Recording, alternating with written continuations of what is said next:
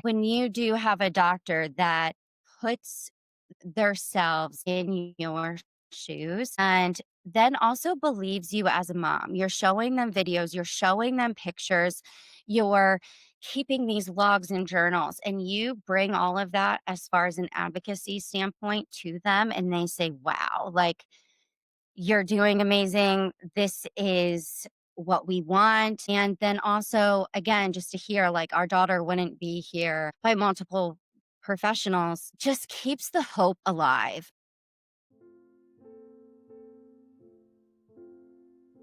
I saw it at the hand washing station at the entrance of the NICU.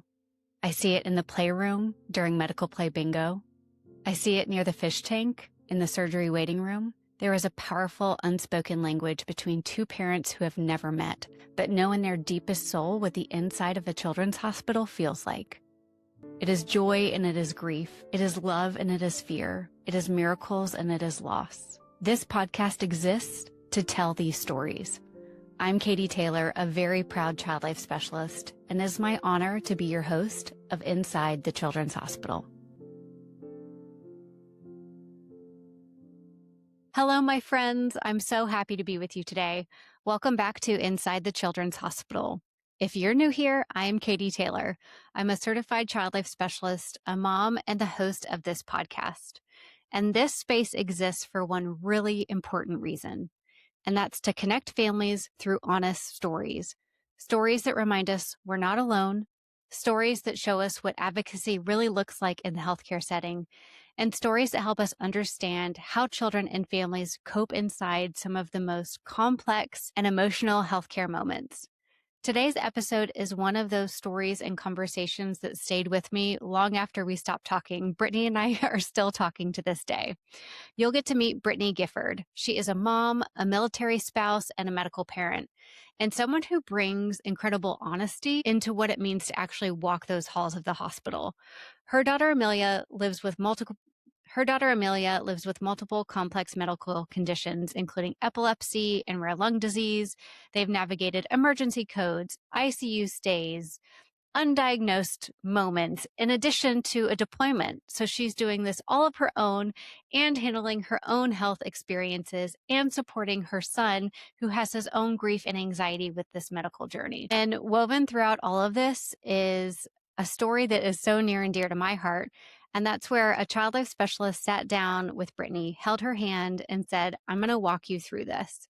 And that moment didn't just support Brittany as a parent, it changed the direction of her life. And in this conversation, we talk about what it feels like to truly be believed by medical professionals.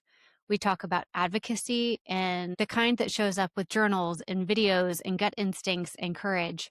We talk about siblings and simple rituals that can make very hard moments more survivable. We talk about how words from a doctor or nurse can either deepen fear or keep hope alive. And what struck me the most about Brittany is her ability to name the hardest parts of medical parenthood while having hope and joy.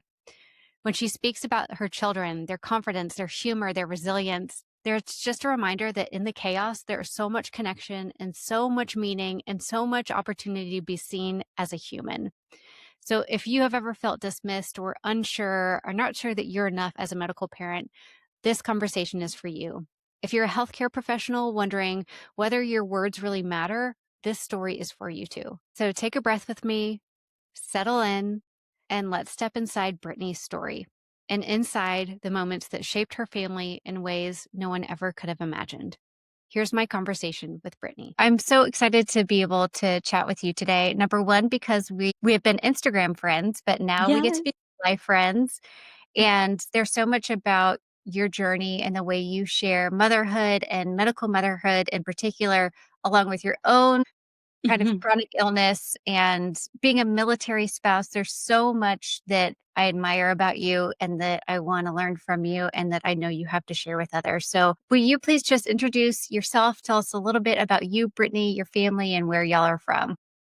Sure. Thank you so much for this opportunity. I appreciate it. And it's finally so great to connect and chat. So I'm Brittany Gifford. I'm originally from the East Coast, but due to being military spouse, We are stationed in Southern California. We live on base. I'm a mom of two and pretty seasoned with the military as well. And then I also have my own health issues that I had to go in and out of work with. But right now, I'm so excited that I'm pursuing my psychology degree with a master's in child life. And that shift just started to happen within my own personal life. And just meeting everyone in the field, I was like, okay, I'm going to pursue this now. Brittany, I have so many questions for you. I would love to hear that aha moment for you where what that was like when you met a child life specialist and you thought that this is what I want to do. So originally, I have my bachelor's in psychology with applied behavioral analysis. And I was in the field of ABA for like 15 years. And I thought that that was my passion. But after when we were going through everything with our daughter, the original diagnosis, I was in and out of the hospital with her.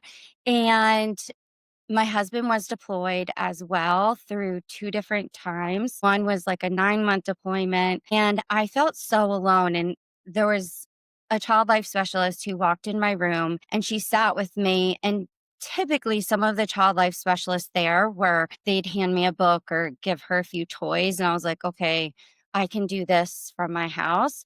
But there was one that came in, and she sat with me and held my hand and said, I'm going to walk with you hand in hand through this. What are your struggles? What do you need?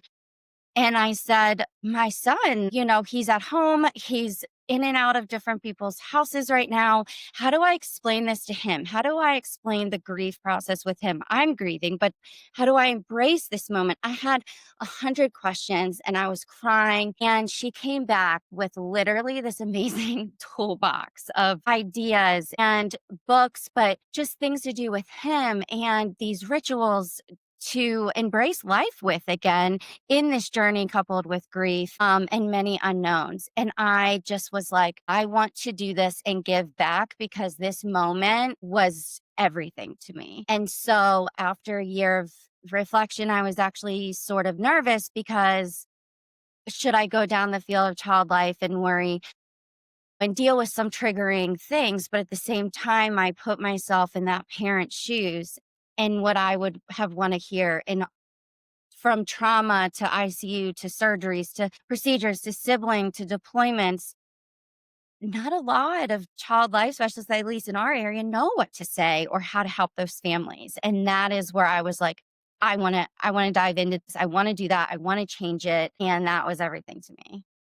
Oh my gosh, Brittany, that is incredible. I want to thank you Mhm. so much for being able to articulate that the real power that that conversation can have for a family. Like, I'm sure that Yeah. child life specialist didn't know that the trajectory of your life and your career Mm-mm. would change, but No. that's a lot of power. And it's just a huge testament to you being willing to listen and to ask questions, which takes so much vulnerability too, which is like a whole other part of like being Yeah. vulnerable when you're already under so much pressure. But thank you for Yes. sharing that. That was kind of just for me. I wanted to hear because I know you're going down this journey. But if you can kind of take us back to a little bit with what was going on with Amelia and when you realized that something was different or something wasn't adding up or just that mom gut feeling. Yeah, so, she was our second NICU baby, but her journey was, I will say, a lot simpler. And she went home like she zero health issues, just typical preemie stuff. Again, I've walked through, having a preemie before, and our son was actually sort of worse, but she was thriving, meeting all of her milestones. I was like, cool, So I went back to work. My husband was deployed then she started to get upper respiratory infections, and I started to notice cyanosis, which I didn't know what was cyanosis. I just said, "Oh my gosh, she's turning blue." Yeah. And I noticed she was struggling to breathe. So at 10 months old, we were in the hospital she had the human metapneumovirus. Yeah. Again, my husband was deployed. She got on oxygen. We were there about 14 days. Everything they said was like, "Oh, this is normal because she's a preemie, nothing to be concerned. We went home, she was fine. Then within the 2 months right before her first birthday, I started to notice another infection, and this was not looking good because she was in and out of consciousness. So I called EMS and we went straight to the ER. And then within the ER, she coded as well as went into respiratory distress. I was just holding her and she just, like I watched my child almost die in my arm or die in my arms. And thank goodness there was a CNA in there, just slapped the code.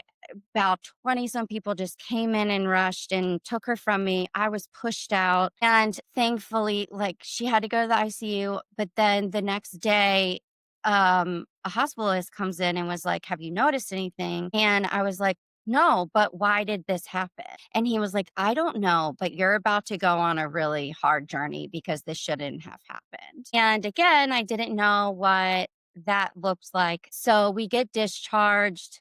About a week later, I started to notice the discoloration. She was struggling to breathe. Clearly, she was in distress. Went back to the Yeah. hospital, and that's when they said something is going on with her lungs. She's going home on oxygen. No one trained me how to do any of this, what to expect.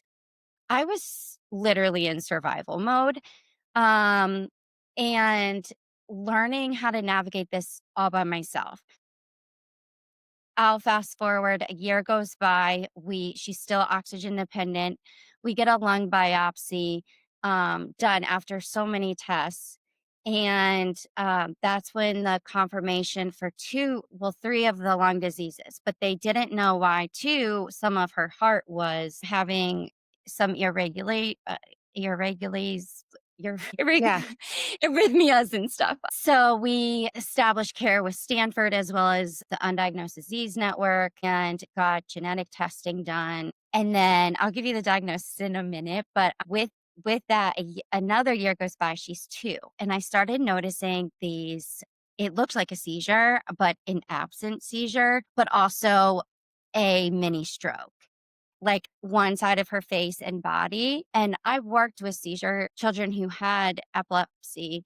I also had, a close friend pass away as a teenager from epilepsy. I was like, this is not normal. We go back to the ER, we do tests, and that's when they confirmed, she has epilepsy. We've been on various amounts of different medication trial and error, and she has the like intractable epilepsy, which is the epilepsy that's kind of hard to control with medication. But she also has a gene called KCNQ1. It's potassium channel gene that causes a lot of sudden deaths, cardiac arrests, and epilepsy. So that made a lot of sense. Now, with her lungs, they were like, what is going on? So, and why did this happen? Because in her other genetic tests, there was no event. So her lung biopsy confirmed the interstitial lung disease, as well as non-cardiac pulmonary edema and some pulmonary fibrosis. And the fibrosis in her lower like lobes of the lungs where that's irreversible, but they were like, why does she have non-cardiac pulmonary edema? This does not happen. She's the only patient at our local children's hospital that has this specific diagnosis. So they were sort of like, we need some extra help to guide us with this. And I was like, what do I do?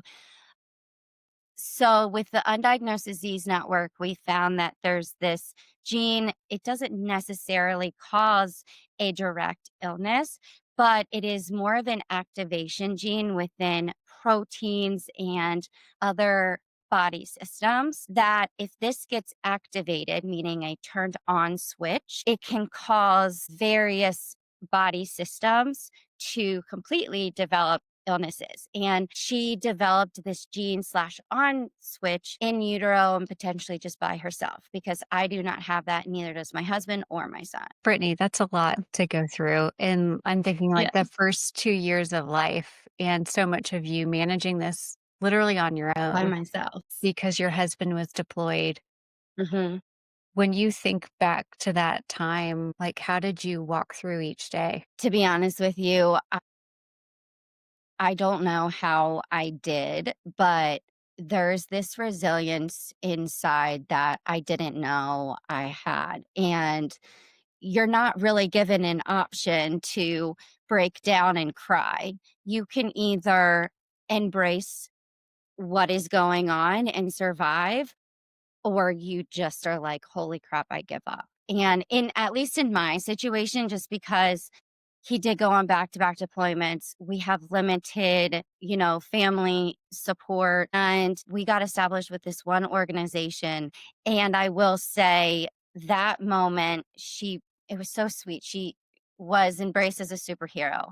I learned what a superhero was, and meaning, children like our daughter, and I met these other moms that at the time, I was the only person in our social group and base that was going through this. And I was like, this is so lonely. Like I'm navigating this by myself. I don't have support. I have this son who is in crisis too. Our Yeah. daughter, like we're not given a life expectancy for her. And when I met other moms, specifically the mother who developed this organization and just hugged me and told me she gets it, she's been in my shoes, was the biggest moment as well, in addition to that one child life specialist. And from there, I just regained this sense of hope and optimism that I feel like keeps me surviving and trying to thrive in the midst of chaos.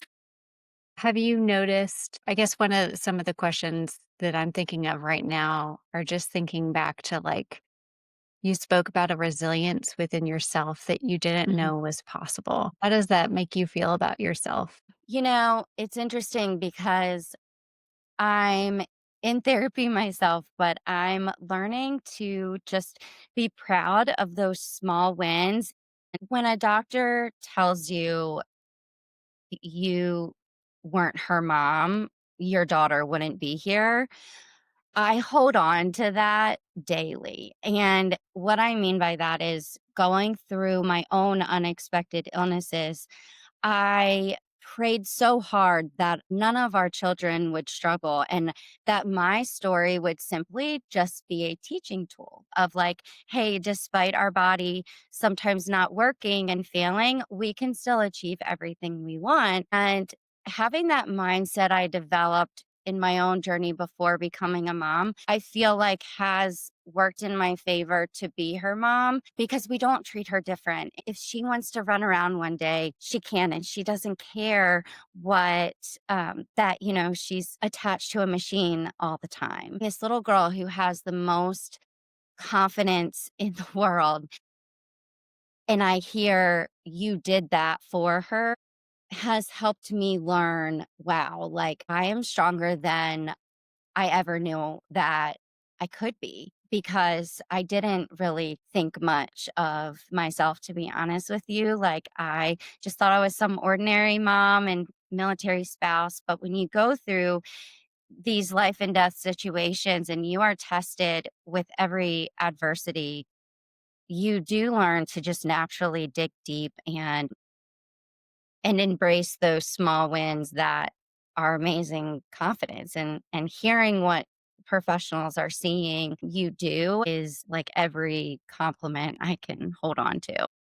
I'm just, like, in tears, blown away by you, and so Oh, thank you. grateful, obviously, not only that you're Amelia's mom, but that you're setting this example for other medical parents, and Mhm. there's so many, I think, segues and Aw, I love conversations we that. could have Yes, about yeah. medical parenthood. One of the Mhm, questions I have for you is you've had so many different medical encounters mhm. as the patient and as the caregiver and the parent. How important are the words that medical professionals say to you in addition to, like, the experience, the vibe? Vibe is not the right word, Yes, but the vibe and I the get energy that they bring to you when they're presenting information. What is that like for you? so it is It means everything when you have a doctor that not only sits with you hand in hand in this journey, but actually listens to you and values the words and your journey that you're going through and actually is humble. I've experienced various medical professionals that sort of are dismissive or they're just all about the numbers and the medicine. But when you do have a doctor that puts themselves in your shoes and then also believes you as a mom. You're showing them videos, you're showing them pictures, you're keeping these logs and journals, and you bring all of that as far as an advocacy standpoint to them, and they say, wow, like, you're doing amazing. This is what we want. And then also, again, just to hear like our daughter wouldn't be here by multiple professionals just keeps the hope alive.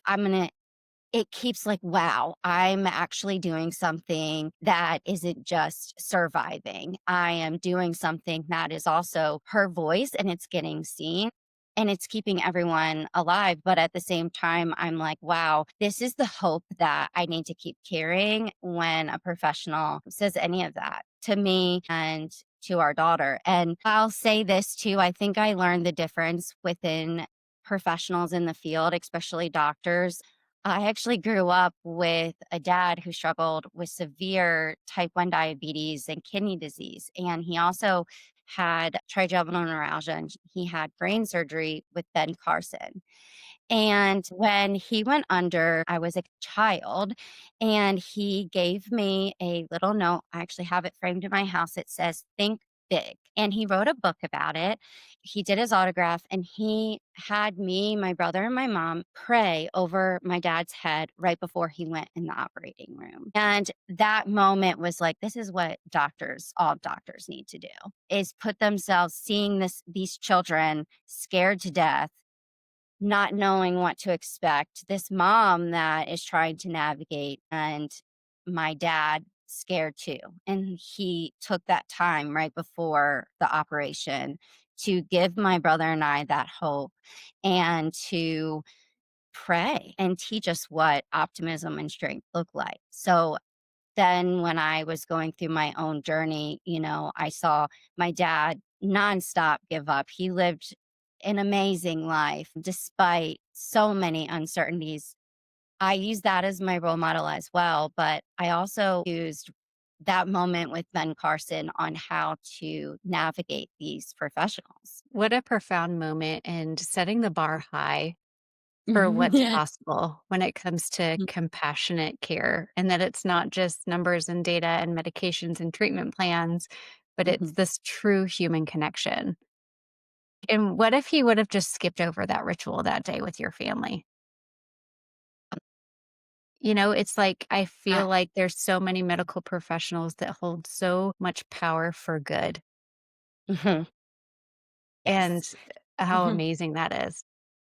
Yes, and I think also hearing a doctor, a specialist, or someone brand new in the field, and they just say, "I believe you." And hearing those words when you are scared, when you don't know what's happening, when some medical tests don't even give you answers.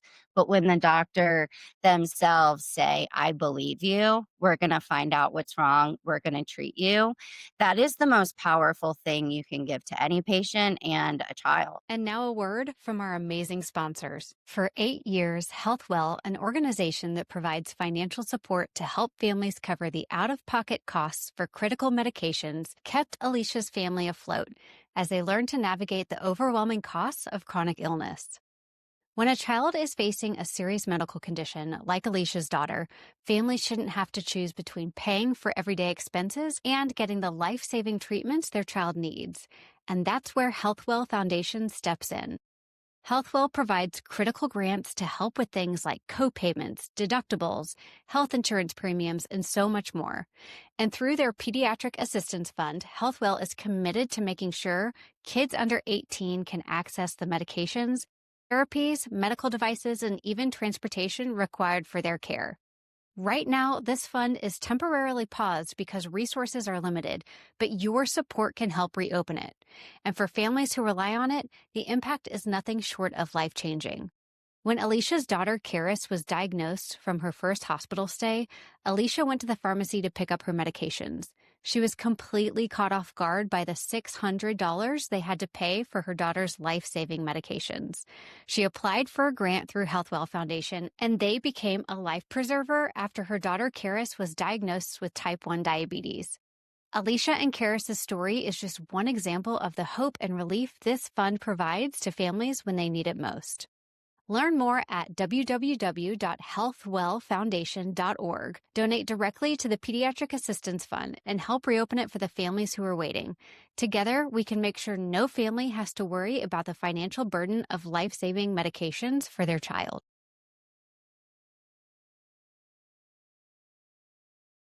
Yeah, it no longer becomes your sole burden. Mhm. They help take it on. And just like the release of like somebody else is going to be looking into this with me. Like Mhm. you have to have that. You have so many other roles beyond being your child's historian and medical expert, which you are, I can tell. Um, there are so many other things.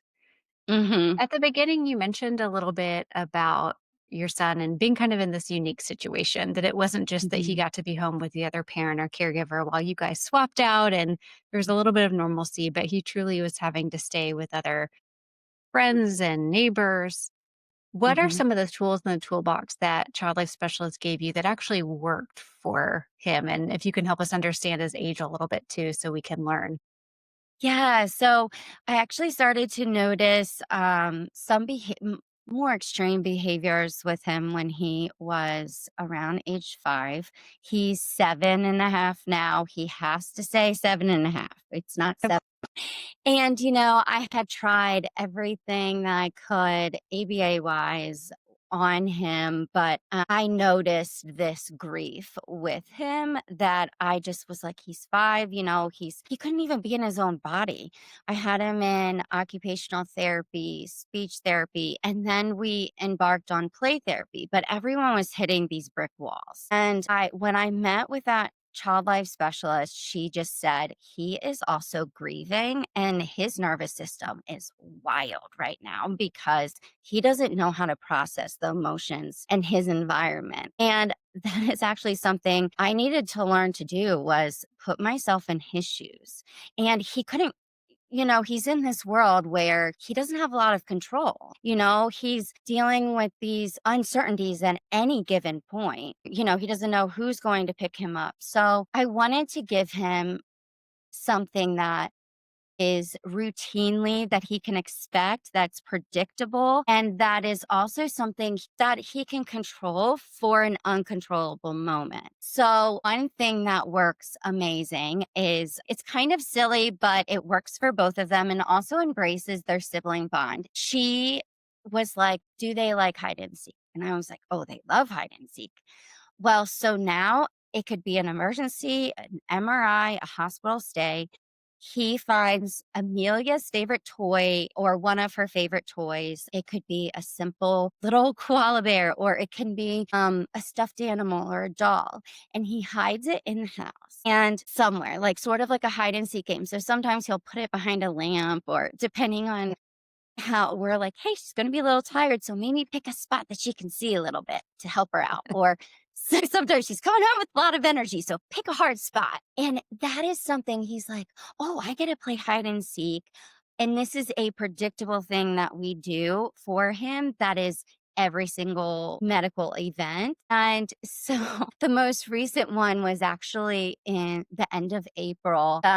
She has this unicorn and he put it in a very difficult harding spot, but he's like, "Oh, you're hot. Oh, you're cold." And just to see him help her and excited, and you just see this lift of anxiety. Also, another thing that we kind of put together, even if it's a blood draw, a doctor's appointment, like with Amelia, we bring Asher home a sticker or something from the treasure box, or a glove, and I blow it up and it looks like a cow and he thinks it's funny. Yeah. So he knows that these medical events, or even as small as, a blood poke for her is pretty small, or a doctor's visit, but that he knows that he's still safe with and secure, even though something unfamiliar is going on with his sister. And we call him a superhero sibling because, and we're like, hey, how there's Batman and Robin. And I put that in perspective for him. Um, and that has worked wonders as well. But knowing this sort of goodie bag that will grab or just a random thing in the office. I'm like, "Hey, can I have a few cotton balls? I'm bringing it home to my Yeah. son." And he'll, like, be like, "Oh, let's, glue clouds together, or let's make a sheep with it." That gives him this sense of purpose in the journey too that I was just beautifully educated on and didn't think of. I Yeah. love that. I've never heard of the hide and seek game before that she told you, and I love it.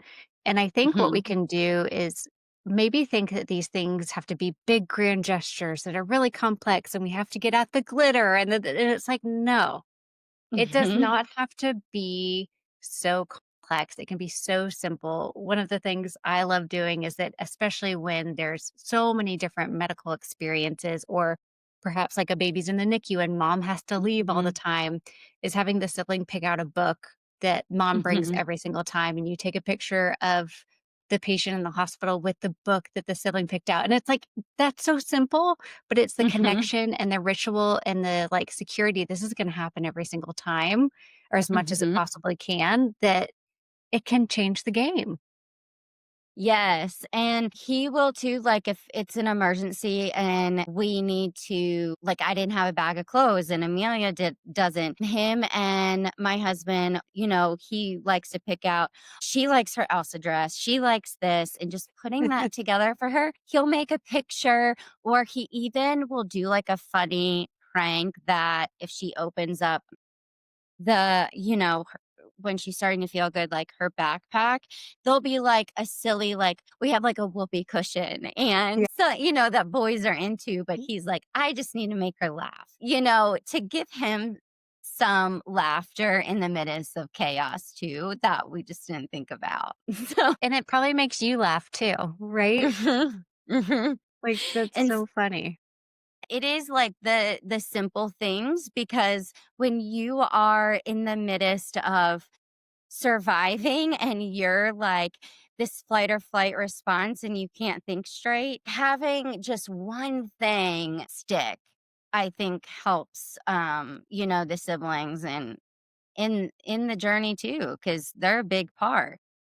Yeah. It's interesting how I think sometimes, and it makes sense, that the instinct of the parent is to keep the sibling out because they don't want them to experience this pain Mhm, and to have to come see that things can be hard in the hospital. But mhm, what that can also do is then keep them in the dark. And mhm, probably what he was creating in his mind was way worse than what was actually happening. And mhm, there's a playroom at the hospital, and Amelia does get to watch a show she gets to like. And so whenever mhm. I work with siblings or I do like a video tour, I make sure to show them the toilet that's in the room and like, Yeah. like, this is a sink just like you brush your teeth.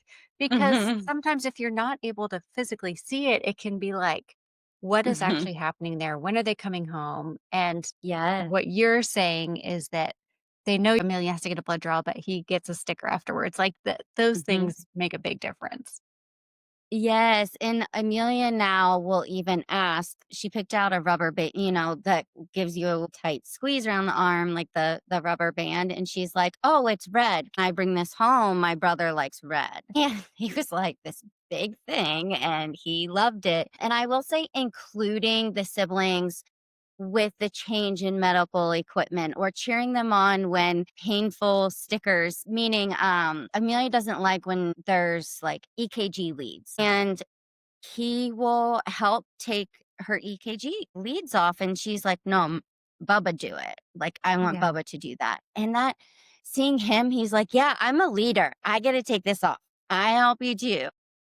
Are skills that I feel like will just get him through a lot of adversity in life. And, it gives him a purpose in the journey because there is this lonely, anxiety driven effect where, in this fear and there's questions. He does it even with me like, "Hey, mom, are you coming home from the hospital, like, "Are you Yeah. doing this? What's it like?" And so I'll send, pictures to my husband, like, while I'm there, and he shows them, and he's like, "Oh, wow, she's doing that. She's brave." And then when they pick me up, I walk out, and they're like, "You're here. Cool, let me see that." And, giving them that sense of purpose is just pivotal because there's so many in the unknowns that they go through just as much as we do. And their little bodies don't know how to explain that what they're feeling, and it comes Mhm. out a lot of times in behavior. Tell me a Yes. little bit about life right now and where you guys are at and how you're doing. So I actually just had surgery 2 weeks ago, and I'm actually, I'm walking through this journey. I'm going through like an MS evaluation right now, but they think it is something that is like a mimicking disease. So because I have gastroparesis and POTS, and so sometimes you can have these neurological events that are under the umbrella of dysautonomia. So they wanna know, okay, how to treat that, but also what exactly is going on. So I have really good days, and then I also have, like, I can't move, everything hurts. I got diagnosed with vasculitis and as well autoimmune vasculitis, and, that has helped. I was receiving treatment, I just finished, and it's helped some, but the next step is IVIG or plasma exchange, and I actually received it, like, 15 years ago at Johns Hopkins, and it worked wonders, and I haven't had symptoms since. So, Wow. so they're like, "Okay, well, let's see if that would be beneficial for you, but we also need a diagnosis." And the only frustrating thing is I don't like, why are they so stuck on the diagnosis when still, like, treat me like I want to not feel 100 years old. But I had my pacemaker battery for gastroparesis replaced. Due to just me being on the highest setting, the battery doesn't last long, but we call it mommy's robot tummy. We name each surgery, like each battery. So this one they named Stitch because although it didn't last long, there were some complications. They said, well, Stitch, he can be kind of naughty, but he's still really good and helpful and listens, just like your So true. pacemaker. So I was like, we'll name this one Stitch. Previously, it was Iron Man. So giving them that sense of purpose too. And then with Amelia right now, we are embarking on a journey. We're hoping to get her in with metabolic just because we're noticing she fatigues very quickly. She did just go back. She started school for the first time. And yes, and I wrote a letter to the entire school to share and specifically to the principal so he could share with all the staff about just embracing us and listening and being brave and helping us.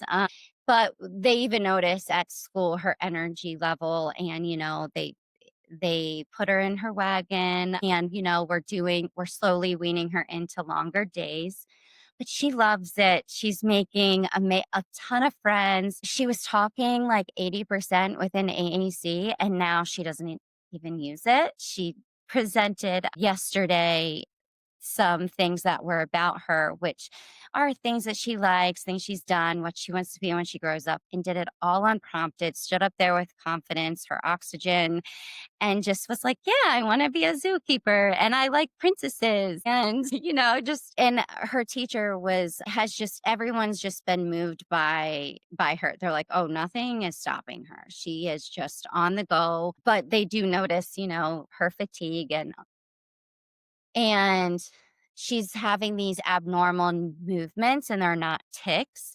They're just these like jerks, and she Mhm. calls them hiccups, which is, she developed her own, and we're like, why is she saying hiccups?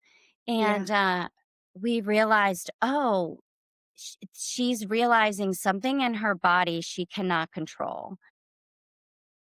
So smart. She was Yes, and she was saying that about her brain, and she's like, "No, I'm having hiccups here," but I wasn't seeing any signs of seizures.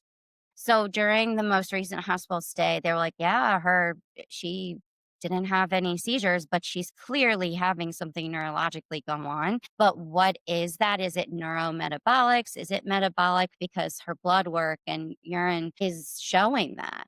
So now we're in this second journey, but they think that it is more of a secondary diagnosis that is caused from her primary diagnoses, which I'm learning. And then our son, he has a pain syndrome with some rheumatoid issues.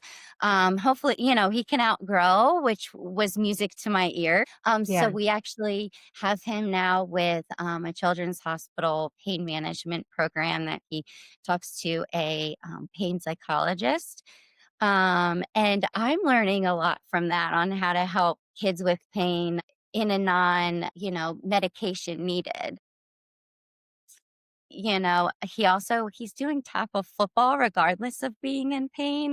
And he's like, "No, I love it. I'm going to keep doing it. And then I'll come home and I'll take my bath." Like he does like an Epsom salt.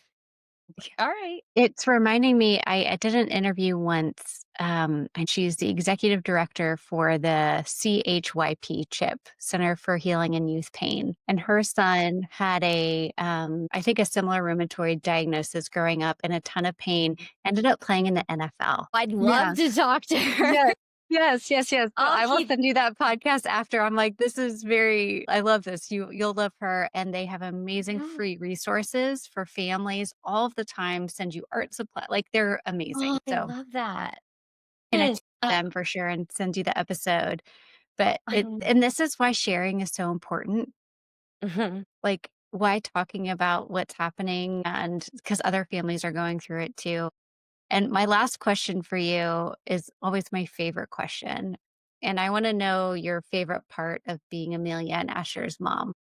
My favorite part is, like, I have goosebumps and I may cry, is didn't realize the depths of strength and what a humble human looks like, as well as the resilience behind anything. Like, they can go through the worst case scenario and still laugh and smile and giggle and embrace the chaos with straight up beauty. And that is something that as an adult, I didn't realize I had. Like I didn't even understand. But seeing that go through and work through the eyes eh, of myself, seeing, our children with the most happy sense and just I'm like kind of speechless just because I didn't realize the simple, most special moments you're seeing with your child